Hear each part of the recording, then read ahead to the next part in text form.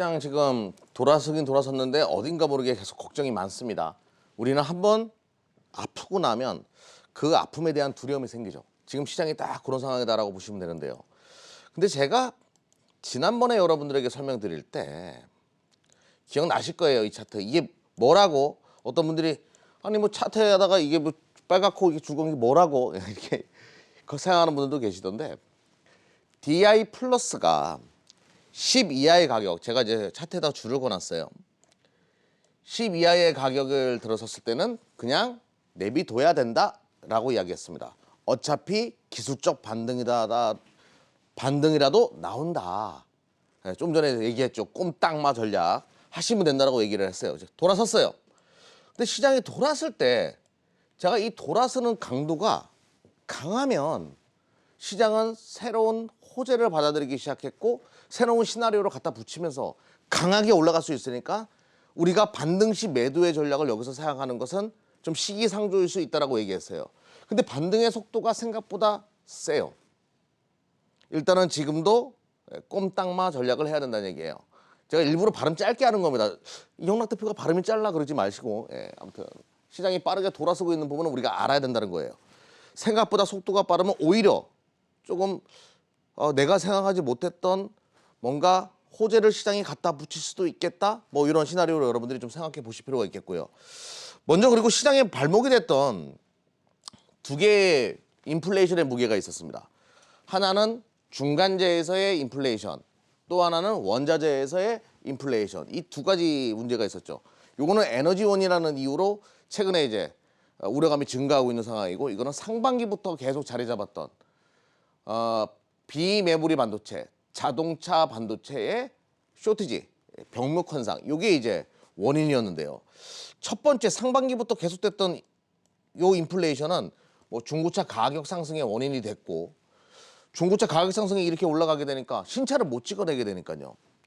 신차와 중고차 간의 CPI 스프레드가 급격하게 벌어지는 이런 모습을 보여줍니다. 아무튼 지금은 신차는 못 찍어내고 중고차 가격은 계속 오르는 상황. 중고차 가격이 올라가는 것이 미스터 파월이 얘기했던, 제롬 파월이 얘기했던 일부 품목의 인플레이션의 원인, 미국 상반기 인플레이션의 원인. 파월은 이것은 일시적인 문제니까 해소될 수 있다라고 했는데 원자재가 지금 치고 있는 상황. 파월도 이거 참 생각보다 빨리 치네 이런 생각이 들 거예요. 이런 상황이라는 거죠. 근데 다행스러운 것은요. 동남아 반도체 수급나 해소 조짐 이런 뉴스가 서서히 나오기 시작해요.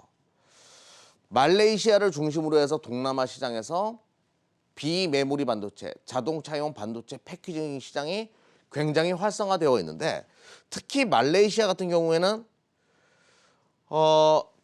비메모리 반도체 패키징에 자동차용 반도체 패키징의 25% 정도를 차지하고 있는 국가예요.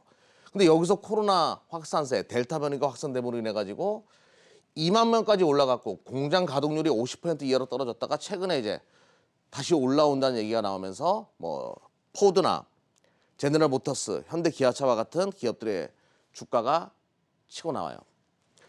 지금 하루 확진자 수가 8,000명 정도 됩니다. 그때 하이라이트 때 2만 명까지 갔던 숫자는 좀 줄어들긴 했어요. 말레이시아 같은 경우에는. 지금 현재 이런 상황. 그런데 저희가 이제 기업 탐방을 많이 다니지 않습니까? 국내 업체들 같은 경우에는 현대 기아차 같은 경우에는 9월 달까지는 반도체 재고가 좀 있었대요. 어떻게든 견딜 수 있었다고 하던데 4분기는 모르겠다는 의견들이 굉장히 많아요. 지금. 근데 최근에 4분기 걱정을 많이 했는데 글로벌 자동차 업체들이 그래도 꾸준히 돌아가기 시작합니다. 물론 뭐 매출이나 매출액이나 매출량에 있어가지고 감소한 부분은 있어요. 3분기 때부터. 근데 최근에 조금 돌아서는 분위기가 있기 때문에 IMF가 얘기했던 것도 틀리지 않다는 생각이 들어요. 내년 인플레이션 공포 정점을 지났다. 병목 현상, 공급 부족으로 발생한 인플레이션 공포가 정점을 지났고 내년 정도면 안정화될 거다. 파월도 그렇게 얘기했죠. 이 얘기가 틀린 것만은 아니라는 분위기가 좀 있습니다. 지금. 뭐 자동차 기업들이 강한 것도 그런 배경이라고 보고 아무튼 여러분들은 아, 요거는 좀 정점을 지났네라고 생각해 보시면 될 것 같아요. 뭐 악재는 다 나왔다. 뭐 이런 개념으로. 근데 문제는 이제 여기 또 두 번째 축인 하반기의 에너지 문제. 이거는 정말 변수도 많고 읽기도 어려워요. 이게 지금 가장 찝찝한 거거든요. 중국발 인플레 공포, 9월 생산자 물가 10.7% 급등. 아, 정말 셉니다. 1996년 10월 이후 역대 최고. 중국이 석탄을 쬐지 못함으로 인해 가지고 사용하지 못함으로 인해 가지고 이것이 천연가스나 나머지 유가나 뭐 이런 에너지원으로 지금 그 분위기가 넘어가거든요. 유가 어제 더 쳤습니다. 이거 어제 그저께였고 유가 어제 또 쳐가지고 야 이거 진짜 심각하다 이런 분위기가 좀 있는 건 사실이에요. 이렇게 되면 무엇이 걱정이냐면 채권이 자꾸 튀는 게 걱정이잖아요. 채권이 어제도 채권이 또 올라갔습니다. 이게 어제 그저께 자료고 어제도 채권 수익률이 또 팀으로 인해 가지고 야 이거 진짜 걱정인데 찝찝하단 말이에요. 찝찝한데 어제 미시장이 급등을 했어요. 이거는 시장이 다른 걸 또 받아들이는 것 같은데 예를 들어서 이제 글로벌 시장의 공조와 관련된 기대감이 조금씩 만들어지고 있습니다. 셰일 오일 가스가 코로나 이전 수준까지 셰일 오일의 생산량이 코로나 이전 수준까지 끌어올렸어요. 뭐 미국이 친환경 이야기하고 있지만 어쩔 수가 없잖아요. 지금 유가가 튀고 있는 부분은 미국의 정책에 반하는 것이기 때문에 셰일 오일의 생산량이 코로나 이전까지 왔다. 이것도 어느 정도 공급을 맞추려고 하는 미국 내에서의 공조 흐름. 그리고 푸틴도 천연가스 유럽이 원하면 공급 늘릴 것이다라고 이야기하면서 가격 안정화에다가 좀 꾀하는 모습. 이런 모습들이 좀 만들어집니다. 글로벌 시장의 공조. 11월 초순이면 오펙의 회의가 있는데 그때 혹시 증산과 관련된 얘기가 나오면 안정화될 수도 있고 지금 공조하고 있으니까 이런 분위기가 조금 만들어지고 있고요. 뭐 이거는 뭐 잠시 후에 말씀드리도록 하겠고, 예. 근데 또 한편으로는 올 겨울에 한파가 오면 어떻게 되지? 이런 분위기 때문에 지금 공조는 일어나는데 또 한파가 걱정이고 여러 가지로 지금 우리는 이런 분들이 많이 계실 거예요. 아, 지금 주식을 잘라야 될까 말아야 될까? 일단은 최근에 유가 상승의 흐름에 맞춰가지고 해지한다라고 하면 저는 이렇게 좀 말씀드려 보도록 하겠습니다. 지금 최근에 이런 분위기가 많아지죠. 아유, 그래 유가는 갈 수밖에 없어. 하나솔루션과 같은 이런 종목들이 대한투자처로서 시장이 안 좋을 때 떠오르는 걸 여러분들이 보셨을 거예요. 아, 그래 태양광으로 갈 수밖에 없어. 최근에 원자력도 이래서 올라가는 거죠. 에너지 가격이 올라가게 되면 대체 투자처로서 원자력이 다시 한번 재조명될 수밖에 없어. 실질적으로 원자력 같은 경우에는 우라늄 가격이 튀고 우라늄 에너지와 같은 이런 미국 기업도 주가가 막 치고 나갑니다. 우리만 올라가는 게 아니에요. 이게 무슨 뭐 정책 테마주로 올라간다 아닙니다. 에너지 가격이 올라갈 가능성이 높으니까 태양광 치죠, 뭐 원자력 관련된 종목도 치죠, 이런 식의 시나리오가 만들어지는 거예요. 아무튼 이런 것들이 대한투자처럼 떠오를 수도 있겠고요. 원자력도 마찬가지겠고. 천연가스 관련된 한국가스공사 추세가 안 무너져요. 시장이 안 좋은데도 불구하고. 안 좋았을 때 불구하고 굉장히 강했었죠. 오히려. 이런 것들이 대한투자처로서 떠오를 수 있기 때문에 뭐 포트의 일부 이런 종목들을 두고서 대응하는 전략도 내가 시장이 찝찝하다라고 하면 나쁘지 않은 전략이 될 수 있다라고 말씀드리면서 이제부터 본 게임 좀 들어가 보도록 할게요. 본 게임. 요즘에 오징어 게임 엄청나게 열풍이거든요. 지금까지 우리가 뭐 옛날에 대장금 열풍 이렇게 얘기하는데 그거와 차원이 다르게 지금 우리 몸으로 다가오고 있고 글로벌 시장에서 반향을 일으키고 있어요.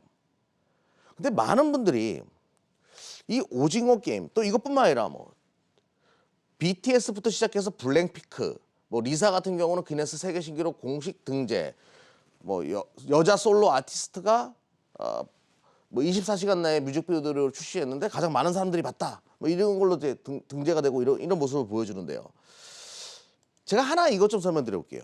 그럼 많은 분들이 이 컨텐츠 관련된 종목들만 보는데 그렇지가 않아요. 나이키가 원래 러닝화 만들던 기업이었는데 어떻게 해서 세계 최고의 명품 스포츠 브랜드가 됐는지 아십니까? ET였어요. 백투더퓨처. 그런 미국의 문화 콘텐츠 사이에서 홍보가 됐고 그것이 전 세계의 하나의 문화로 자리 잡는 계기가 됐습니다. 오징어 게임이나 대한민국 아티스트들 뭐 그 가수들, 아이돌들 전 세계에서 지금 열풍을 일으키고 있는 거는요. 문화 컨텐츠에만 국한되는 것이 아니라 의류부터 시작해서 옛날에 그 천송이 그 드라마 제목이 생각이 안 나네. 천송이가 랩을 한다 뭐 알죠? 전지현 씨 나왔던 거.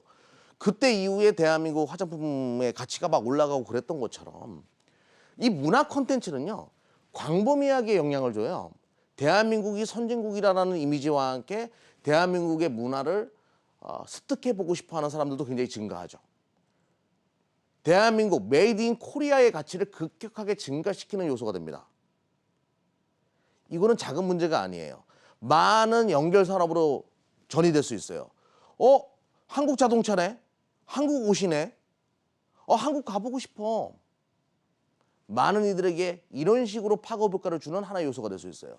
오징어 게임은 그런 파급 효과를 줄 수 있을 만큼의 영향을 지금 보여주고 있고 기생충부터 시작해서 미나리, 대한민국 컨텐츠가 계속 이런 형태를 보여주고 있기 때문에 우리가 좀 관심 있게 봐야 된다. 먼저 이제 봐야 되는 건 당연히 제작사들이죠. 뭐 CJ ENM이나 초록베이비나 키스트, 유, 에어스토리, 스튜디오 드래곤 등등 많은 컨텐츠 관련된 기업들이 있어요. 뭐 여기서 또 요즘에 또 갯마을 차차차가 또 인기가 많더라고요. 아무튼 이런 컨텐츠 관련된 기업들이 재조명될 수 있고 우리 쉽게 이렇게 바라보자고요. 그리고 당연히 SM 지금 매각 얘기 나오던데 뭐 이거는 YG 엔터테인먼트입니다. 이런 컨텐츠를 개발할 때 필요한 아티스트를 육성하고 또 아이돌 가수를 육성하는 이런 업체들에 대한 기대 심리는 당연히 또 있을 수밖에 없고 당연한 건 이런 거예요. 요 정도는 우리가 다 예상할 수 있는 건데요. 근데 이제 그 밖의 것도 좀 보자라고 하면 대한항공, 대한민국에 많이 찾아오겠죠.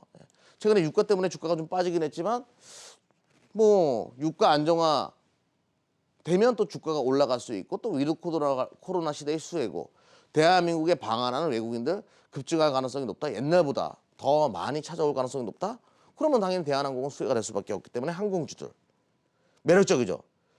그리고 호텔신라도 마찬가지예요. 한국에 와가지고 뭐 묵을 테니까 자야 되니까 뭐 호텔신라 또 면세점 관련된 기업 호텔신라도 여기에 또 수혜주로 또 오를 수가 있죠. 왜? 방한 외국인들이 점점 증가할 가능성이 높다라고 얘기했어요.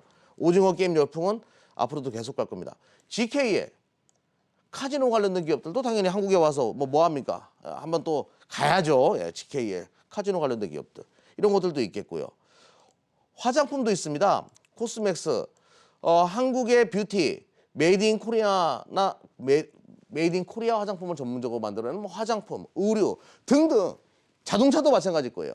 그 수요처의 범위가 굉장히 확대될 수 있기 때문에 우리가 오징어 게임을 통해 가지고 위드 코로나랑 연결지어서 바라본다라고 하면 대한민국 새로운 주도주의 탄생도 예상해 볼 수 있다. 이렇게 말씀드리면서 오늘 방송 마무리 짓도록 하겠습니다.